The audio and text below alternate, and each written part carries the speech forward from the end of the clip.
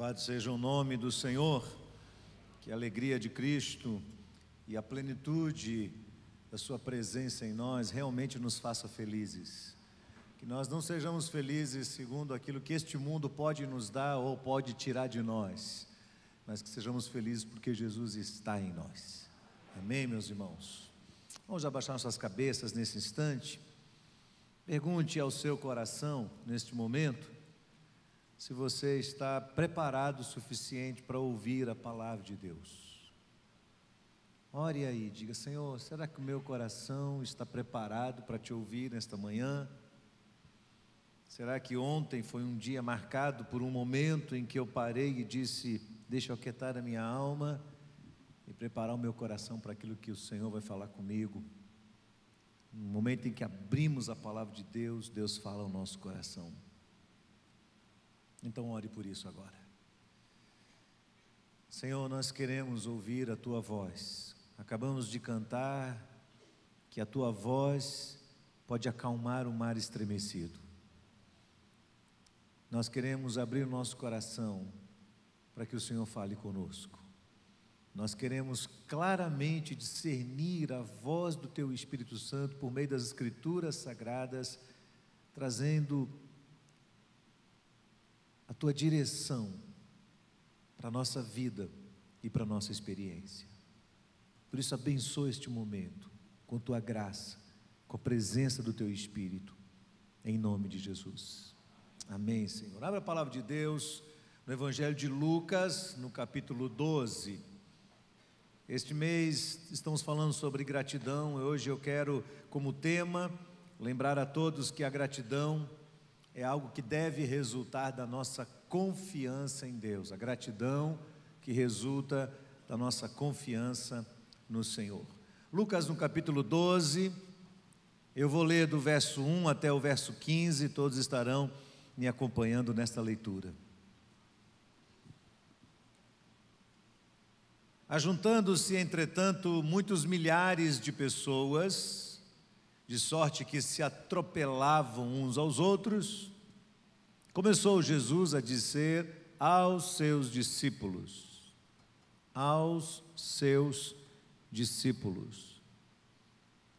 acautelai-vos, primeiramente, do fermento dos fariseus, que é a hipocrisia.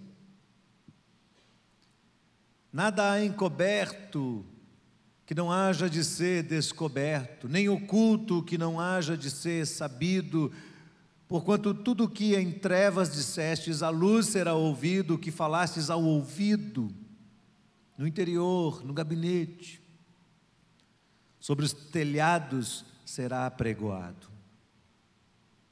Eu digo-vos, amigos meus, não temais os que matam o corpo e depois não têm mais o que fazer.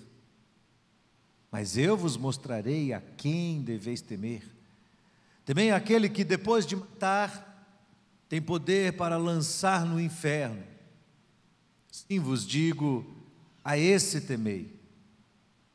Não se vendem 5 passarinhos por 2 ceitis ou 2 moedas?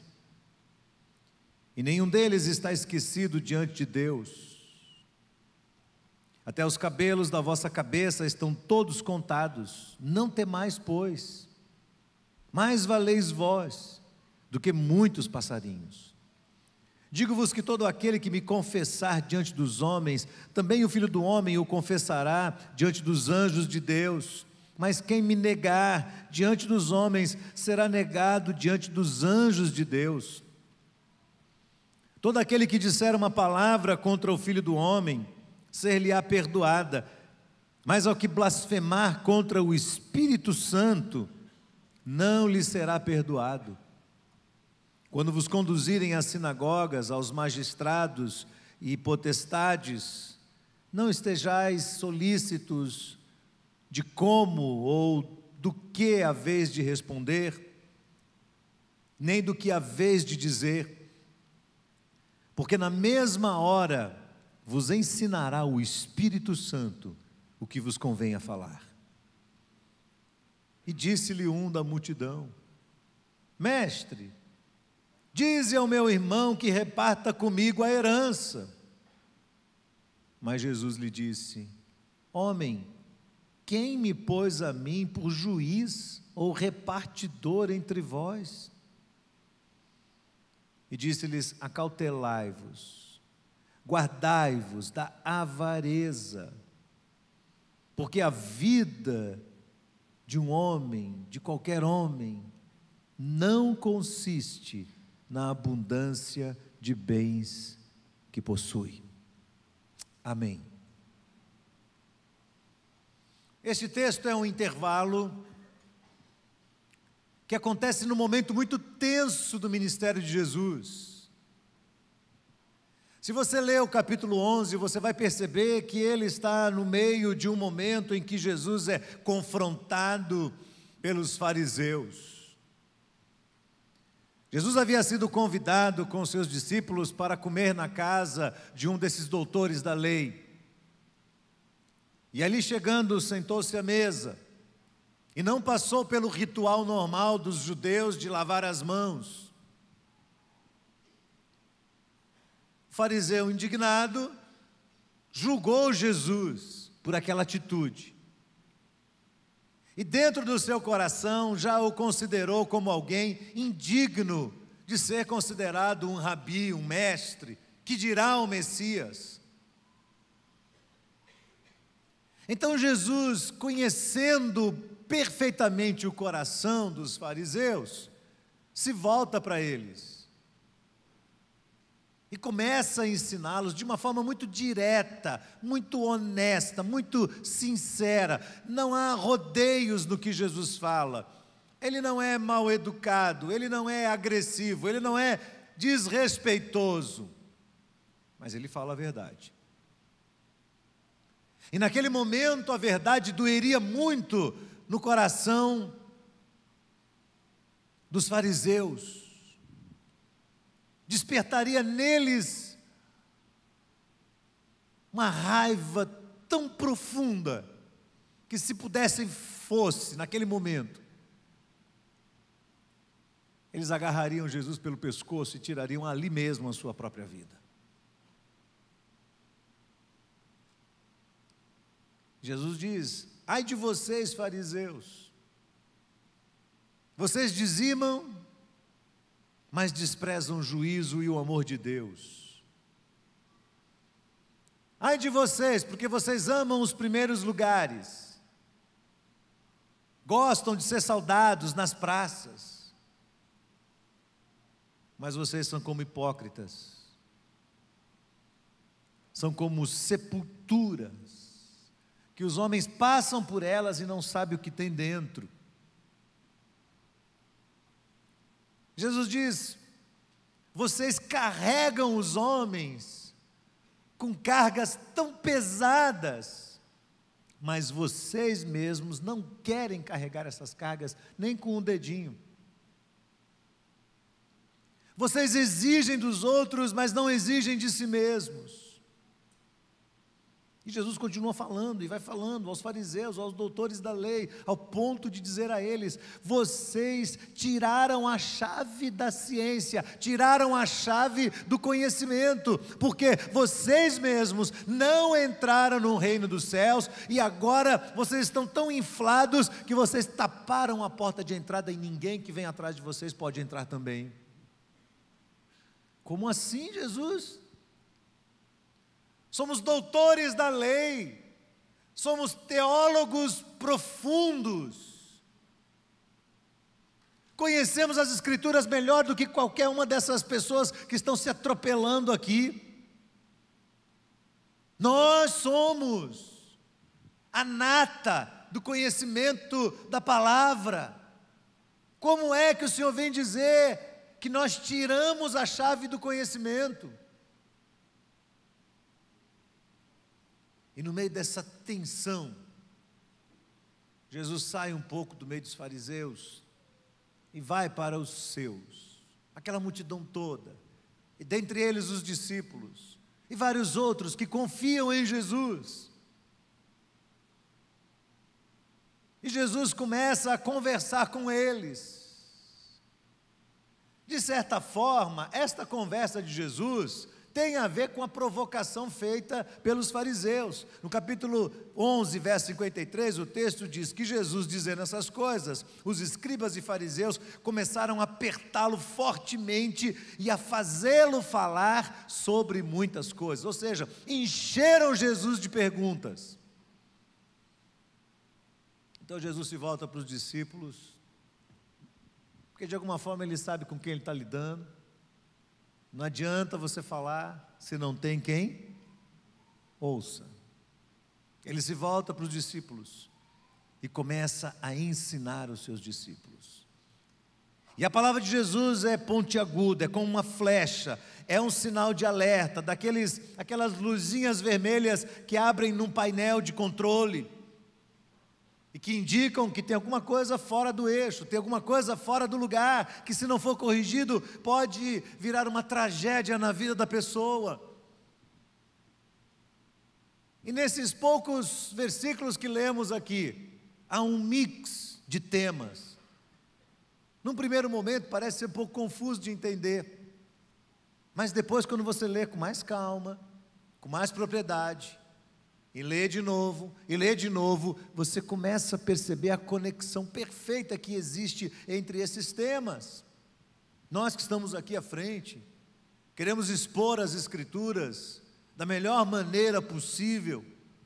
Temos esse desafio de ensinar a palavra de Deus de uma forma expositiva, prendendo-nos ao texto e ao mesmo tempo buscando compreendê-lo em profundidade, o mais perto possível do seu sentido literal, mas considerando também o seu contexto, o contexto histórico, gramatical, exegético do texto, para que a gente não venha a criar outras heresias e competir com esse monte de insensatos que já estão fazendo isso aí por fora. Então olhamos para o texto e começamos a perceber a conexão. Mas eu volto a dizer, não adianta haver uma boa exposição bíblica se não houver quem ouça. Quem ouça e atenda. Quem ouça e se perceba como objeto da fala. Quem ouça e entenda, Deus não está falando nesse momento com aquela pessoa que está sentada lá no canto, direito ou esquerdo. Deus está falando comigo. Você está ouvindo a voz de Deus? Deus está falando com você, Deus está falando ao seu coração. Onde é que nós estamos quando a palavra de Deus está sendo pregada? Nosso coração está preparado, a mente está concentrada, estamos orando para que o Espírito Santo fale conosco. Porque lá atrás, quando Jesus contou a parábola do semeador, ele disse que tem 4 tipos de pessoas. Uma é volúvel, ela é aquela que ouve, mas ela não capta, ela não apreende, ela não toma para si. Então, quando ela sai da porta para fora, ou antes de sair da porta para fora do lugar onde ouviu, o diabo vem e arrebata, tira a palavra do coração, tira, limpa, e a palavra não produz nada. O segundo são os superficiais. São aqueles que ouvem, dizem, tem lógica, mas não dão importância, então aquilo não cria raiz, e está num pedregal, e vem o sol quente, e vem as pressões da vida, e vem as perseguições, e a pessoa logo esquece tudo, aquilo morre, aquilo não faz efeito na sua experiência. O terceiro grupo é dos ansiosos, dos inquietos, daqueles que não sossegam a alma. Sabe, gente que está dentro do templo e está o tempo todo olhando no celular, o tempo todo lendo alguma coisa, o tempo todo pensando o que é que está acontecendo, olhando para o Instagram, olhando para o WhatsApp, e ele está ali, ele não consegue sossegar a alma. Você está sossegado aí para Deus falar com você? Ou está dividido, sua cabeça está dividida? Esses ansiosos, eles vão ficando sufocados, preocupados com a vida, com amanhã, e a palavra não frutifica porque morre no meio desse espinho que é essa angústia chamada ansiedade. E o quarto é o solo bom. Há uma grande possibilidade de que apenas 1/4 deste público aqui ouça o que Deus está falando hoje. Você está entre este 1/4? Você está atento ao que Deus está falando? Vamos lá? Jesus vai falar sobre hipocrisia, sobre temor aos homens, sobre valor pessoal, valor humano, vai falar sobre hostilidade espiritual, vai falar sobre prontidão e vai falar sobre egoísmo e avareza. Esses são os temas de Jesus. E ele volta o seu tema para os seus discípulos. É para eles que Jesus volta. Usando o exemplo dos fariseus, Jesus se volta para os seus e começa a aconselhá-los. E vai falando, primeira coisa que eu quero dizer para vocês, tentem se livrar da hipocrisia. O hipócrita nunca vai reconhecer que é hipócrita. Quem é o hipócrita? O hipócrita é aquele que não é verdadeiro, é aquele que finge, é aquele que mascara, é aquele que pensa uma coisa, mas diz outra, é aquele que se adequa ao ambiente onde está. Se ele está no ambiente dos consagrados, ele se posiciona como consagrado. Se ele estiver no ambiente dos liberais, ele age como um liberal. Se ele estiver no ambiente mundano, ele age como quem tem uma mente mundana. Onde ele está, ele se adapta ao ambiente. Ele não é sincero. Ele cria um vácuo na sua própria alma, o vácuo da duplicidade, do ser um em um lugar, do ser outro em outro lugar, é fingido. O hipócrita é uma pessoa que quer manter a sua aparência, e nessa aparência pautar a sua própria identidade. Por isso facilmente adota um padrão baseado em mentiras, em enganos, em aparências falsas. Todos nós temos um pouco de hipocrisia dentro de nós. Eu tenho minhas hipocrisias e essa semana eu fui muito confrontado com esse texto. A olhar para o meu coração e dizer, Deus, eu quero me livrar disso. A hipocrisia é uma loucura, é um mal terrível. Jesus diz, ela é o fermento dos fariseus. Ela faz com que os fariseus inchem, cresçam. Não é algo saudável. Eles estão inchados, tão inchados de si mesmos, que taparam a porta do reino dos céus. Ninguém consegue entrar, eles não entram. E ninguém mais pode entrar depois deles. Eles eram assim. E Jesus olha para os seus e diz, cuidado, a doença deles pode ser contagiosa para vocês também. O que acontece com eles, doutores da lei, conhecedores das Escrituras, pode acontecer com você também. Você pode sofrer o mesmo mal. Por isso, seja verdadeiro. Por isso, renuncie uma vida escondida atrás de pequeninas mentiras. Renuncie, liberte-se da hipocrisia. Seja verdadeiro. Seja o que você é de verdade. Aí vem o segundo tema, mas Jesus, se eu for o que eu sou de verdade, eu não vou ser aceito no meio de alguns grupos. Olha, aí que está o problema, aí vem o segundo tema de Jesus. Por que o temor aos homens? Temor aos homens é aquele interesse em agradar este e aquele e ao outro e ser o que as pessoas querem, por medo de ser rejeitado pelas outras pessoas. Por isso que as pessoas têm uma postura de duplicidade. Porque num ambiente elas olham e dizem, o que nesse ambiente é aceito? É esse tipo de conduta, eu adoto ela.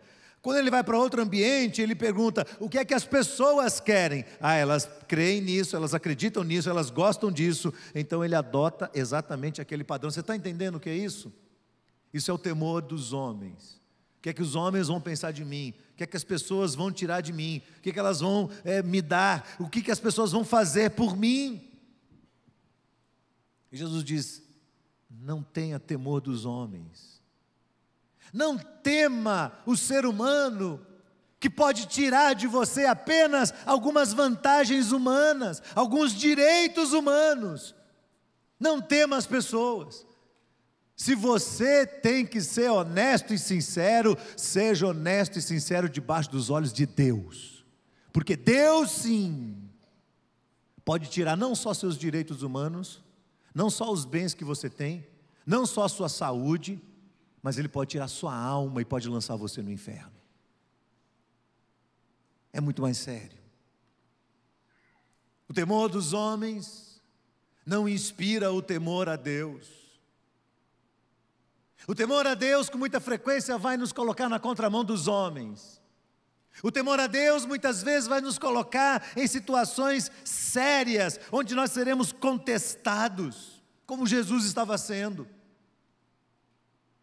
Onde seremos rejeitados de um ambiente, de um ciclo social. Jesus diz: não tema os homens. Não tema. Não tema aquele que pode tirar de você alguma vantagem humana. Tema o Senhor, que pode tirar a sua alma. Tema o Senhor. E não se esqueça, Deus é o Deus da verdade.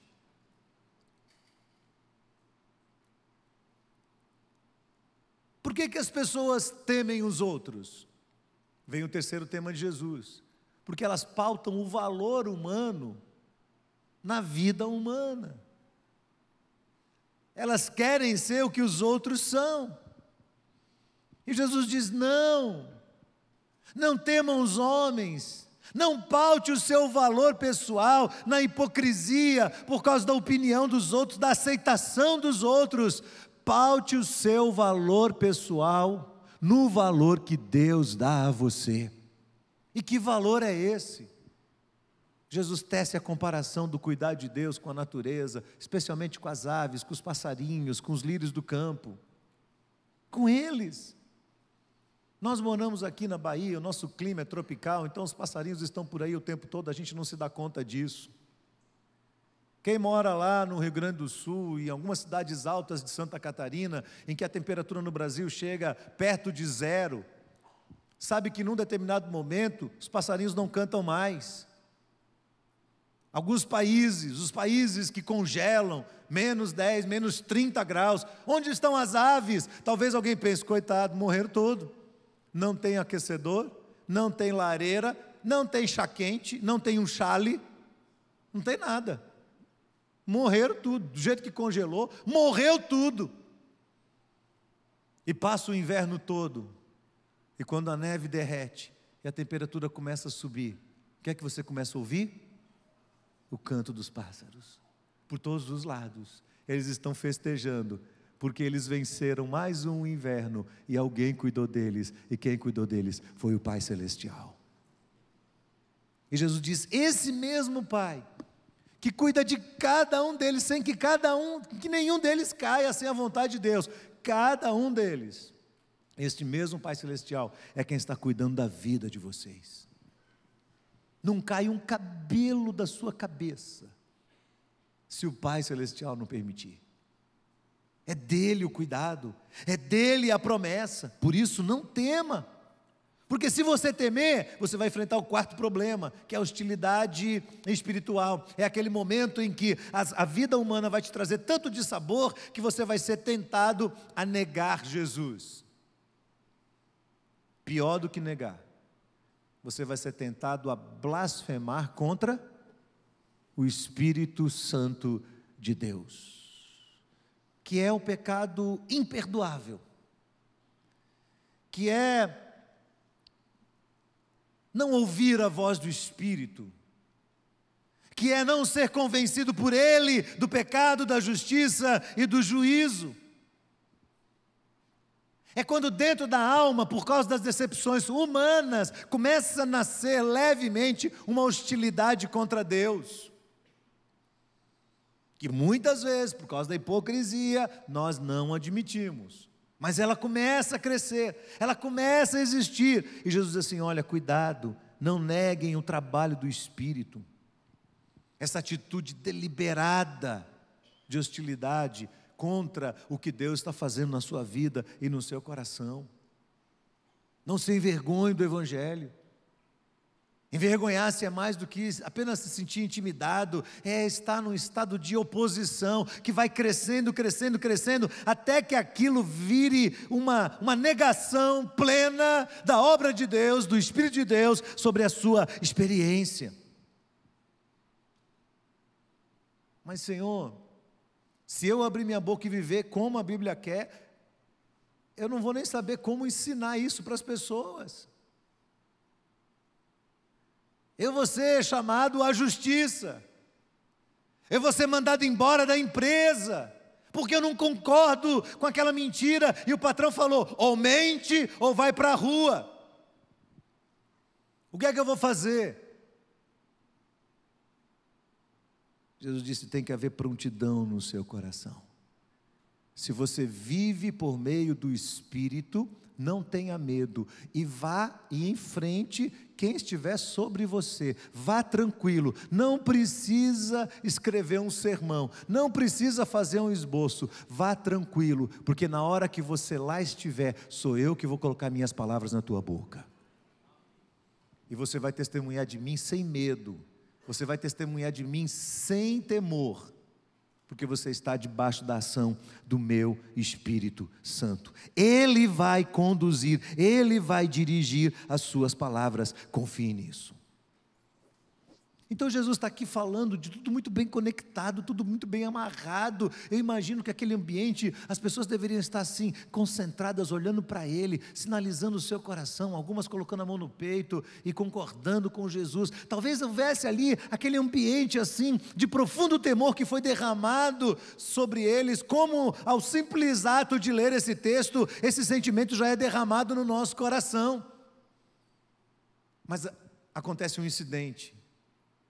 No meio dessa exposição da palavra de Deus, um camarada levanta a mão e fala, Jesus, ei Jesus, todo mundo olha para ele, e Jesus olha para ele e diz, pois não, e o cara diz assim, o senhor pode mandar meu irmão dividir comigo a herança? Eu acho que Jesus deve ter respirado assim,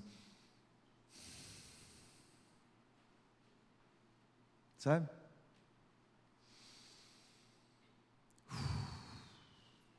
Um daqueles momentos que Jesus deve ter pensado assim, o que é que eu estou fazendo aqui? Para que eu estou falando? O que tem na cabeça desse moço? Onde está o pensamento dele? Na hora que eu estou pregando aqui a palavra. Quais são os seus interesses? Por que esse moço está no meio dessa multidão? O que ele quer? Ele não quer ouvir Jesus. Ele não quer a vontade de Deus para a vida dele. Ele quer a solução dos seus problemas. Eu vim aqui para o Senhor resolver meu problema. Tem lá uma confusão em família. Tem lá um problema financeiro sério. Eu estou sendo injustiçado, resolva para mim. Jesus olha para ele e fala assim, oh, filho, você não entendeu nada, nada, nada, nada. Eu não sou juiz, eu não sou repartidor entre vocês, eu sou o Filho de Deus e vim aqui trazer uma mensagem que vai salvar sua alma, e você quer que eu resolva seu problema financeiro. Você não entendeu nada, tudo está muito confuso na sua cabeça. E aí Jesus, tomando por base a palavra desse moço, decidiu contar uma parábola. E ele disse, a herdade de um homem, a propriedade de um homem rico, tinha produzido com muita abundância. E esse homem arrazoava consigo mesmo, dizendo, o que eu vou fazer? Não tenho onde recolher os meus frutos. E ele disse, já sei, farei isso. Derrubarei meus celeiros, edificarei outros maiores, e ali recolherei todas as minhas novidades e os meus bens, e direi à minha alma: alma, tens em depósito muitos bens para muitos anos, descansa, come, bebe, folga. Você já deve ter ouvido isso, os economistas falam muito sobre autossustentabilidade, não é? Você juntar 1 milhão, 2 milhões, que vai te dar X por mês, e aí daí para frente você vai dizer assim: vou viver só disso. Foi isso que aconteceu. Alma, fique tranquila, alma, não vai faltar nada. Alma, folga, alma, descansa. Mas Deus lhe disse: louco, esta noite te pedirão a tua alma, e o que tens preparado, para quem será? Assim, disse Jesus, é aquele que toma para si tesouros, mas não é rico para com Deus. Então Jesus mais uma vez se volta aos discípulos e diz: não estejam apreensivos pela vida de vocês, sobre o que vão comer, ou pelo corpo, sobre o que vão vestir. A vida é mais do que o sustento, o corpo é mais do que as vestes. Considerem os corvos, as aves, que não semeiam, não cegam, não têm despensa, não têm celeiro, e Deus os alimenta. Quanto mais valeis vós do que as aves. Qual de vós, sendo solícito, pode acrescentar um côvado, alguns centímetros a mais na sua estatura? Pois se nem ainda podeis as coisas mínimas fazer, por que estáis ansiosos pelas outras, que vocês não podem fazer? Considerem os lírios, como eles crescem, não trabalham, não fiam, e eu digo a vocês, que nem ainda Salomão, com toda a sua glória, se vestiu como um deles. E se Deus veste assim a erva que hoje está no campo, e amanhã é lançada no forno, quanto mais a vós, homens de pouca fé, não vos vestirá também. Então não perguntem, o que haveis de comer, o que haveis de beber, não andem inquietos, porque os gentios, os incrédulos, as nações do mundo, buscam essas coisas, mas o vosso Pai sabe do que precisais. Então busquem primeiro o reino de Deus, e todas essas coisas vos serão acrescentadas. Não temais, ó pequenino rebanho, porque a vosso Pai agradou dar-vos o reino. Vendam o que têm, deem esmolas, façam para vocês bolsas que não se envelheçam, tesouros no céu, que nunca se acabe, onde não chega o ladrão, onde a traça não rói e os políticos não levam para os bunkers. Porque onde estiver o vosso tesouro, ali estará também o vosso coração. É assim que Jesus finaliza esse momento, destacando naquele moço, primeiro o seu egoísmo. Ele está no meio da multidão, mas ele não está ali. Ele não está ali como um observador do que Cristo está falando. Ele não está ali como um curioso interessado em entender as Escrituras e aplicá-las à sua alma. Não! Na cabeça dele, o dinheiro é a satisfação plena da sua alma. O dinheiro é a resolução dos seus problemas. E se para conseguir o dinheiro ele precisa passar por cima do irmão dele, ele quer atropelar o irmão, e ele quer que Jesus atropele o irmão também, porque ele quer o dinheiro. Jesus disse: você está totalmente errado, equivocado, não é isso. O dinheiro está te fazendo mal, o dinheiro está te consumindo, você está colocando sua paz nesse negócio. Você é aquele fazendeiro que olha para sua alma e diz: alma, descansa no meu dinheiro. Oh, que grande ilusão, que grande ilusão. Até onde vão os nossos interesses espirituais? E até onde nós estamos tentando trilhar um caminho do Evangelho para conseguir algum tipo de conquista humana?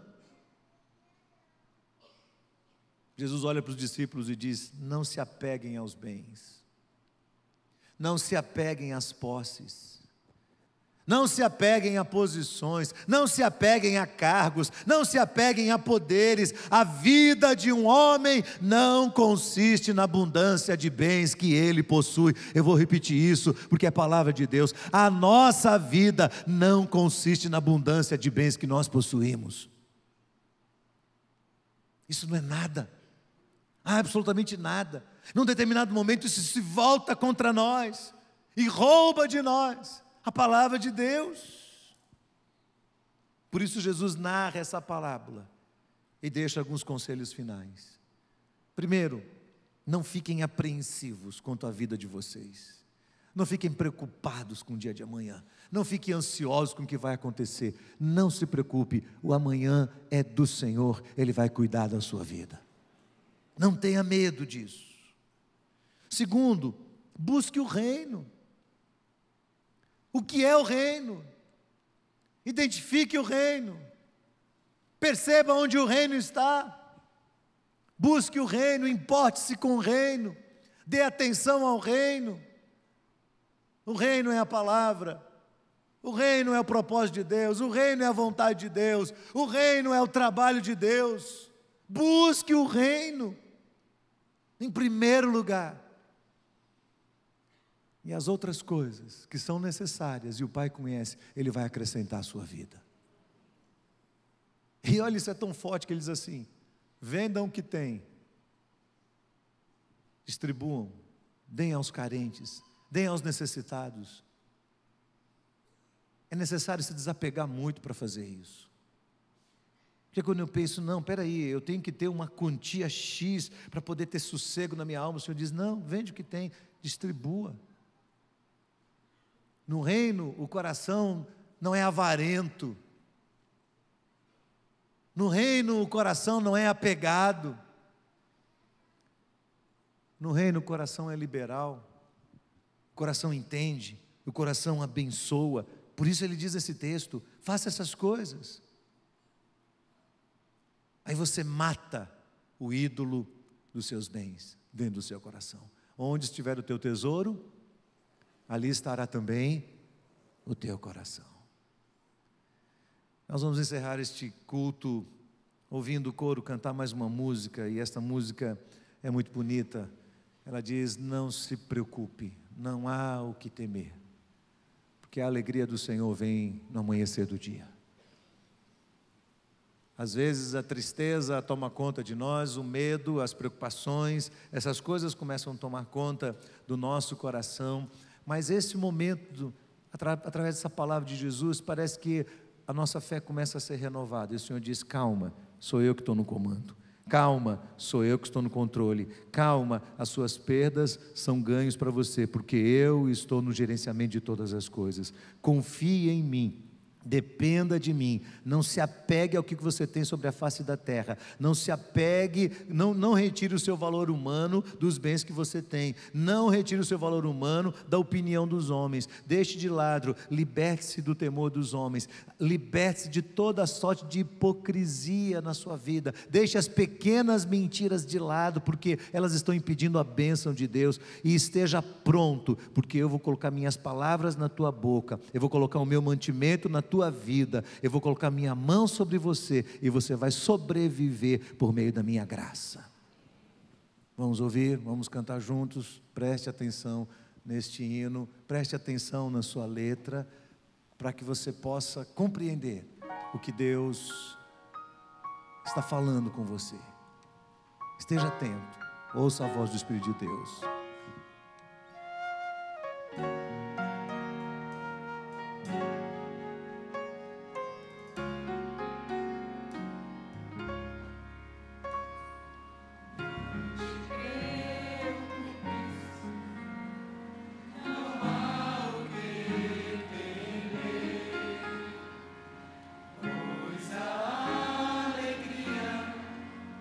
Surgirá o amanhecer.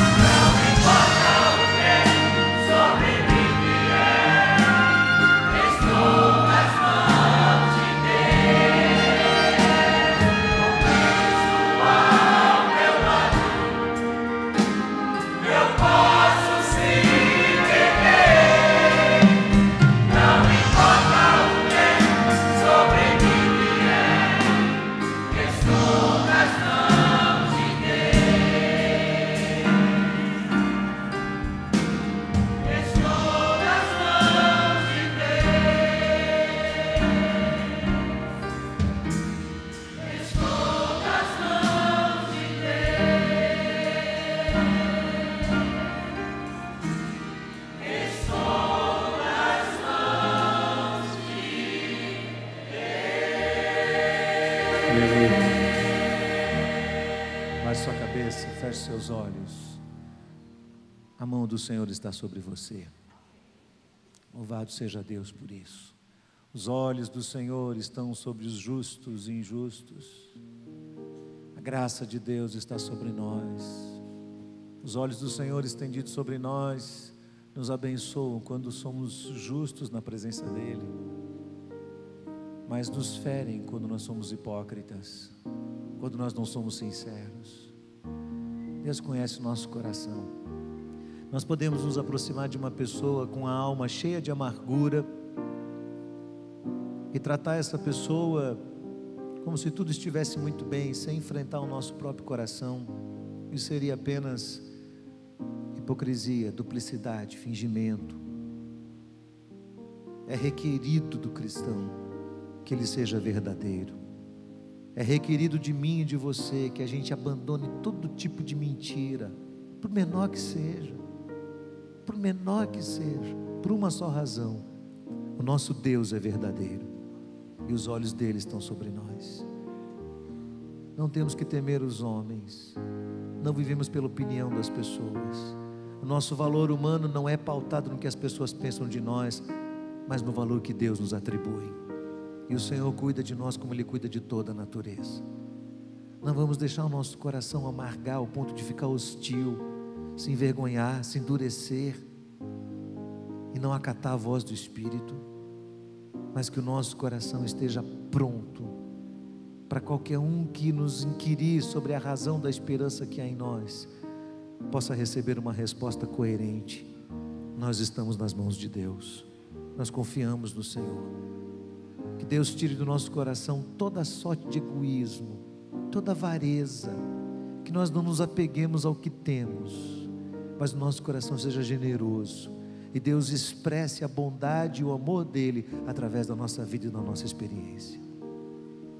Se você concorda com isso, levanta a sua mão e fala: Senhor, é comigo, Senhor, é comigo. Eu estou entre aqueles que estão ouvindo a Tua voz. Eu estou atento ao Senhor. Eu não estou aqui só querendo os interesses, não, Senhor. Eu não estou aqui só para resolver meus problemas, não, Senhor. Eu estou aqui porque eu quero ouvir a voz do Teu Espírito. Diga isso para Deus agora, Senhor. Louvado e exaltado seja o Teu santo nome, Senhor. Tu nos abençoaste, nos alimentaste com a Tua palavra nesta manhã. Senhor, um texto tão pequeno que traz lições tão profundas para a nossa vida. E nós queremos obedecer ao Senhor. Nós queremos que a nossa vida seja marcada pela Tua palavra, Senhor. Nós queremos nos livrar das coisas que nos escravizam, as pequenas mentiras, o temor aos homens, essa busca exacerbada do valor humano. Nós queremos nos abster disso, para depender unicamente do valor que o Senhor nos atribui. Nós não queremos ser hostis ao Senhor e à voz do Teu Espírito. Nós queremos que o nosso coração esteja pronto para responder a qualquer um que inquirir na nossa fé. E nós queremos nos ver livres de toda sorte de egoísmo, Senhor, de toda espécie que nos causa tanto mal, de avareza que nos causa tanto mal, a nós e ao Teu reino. Obrigado porque o Senhor falou conosco nesta noite, e nós queremos obedecer ao Senhor. Que Satanás não roube Tua palavra da nossa vida, Senhor. Que os cuidados desta vida não sufoquem a Tua palavra. Que ela não tenha pouca raiz, ao contrário, que ela cresça numa terra boa, para a glória do Senhor, e a gente veja o fruto da Tua palavra na nossa vida, Senhor. Leva o Teu povo debaixo da Tua bênção e da Tua paz. Que o Teu amor, a graça de Cristo e a comunhão perfeita do Espírito seja com todos, para a glória do Senhor. Nós oramos em nome de Jesus. Deus os abençoe, meus irmãos. Vamos em paz, em nome de Jesus. Deus abençoe toda a sua casa.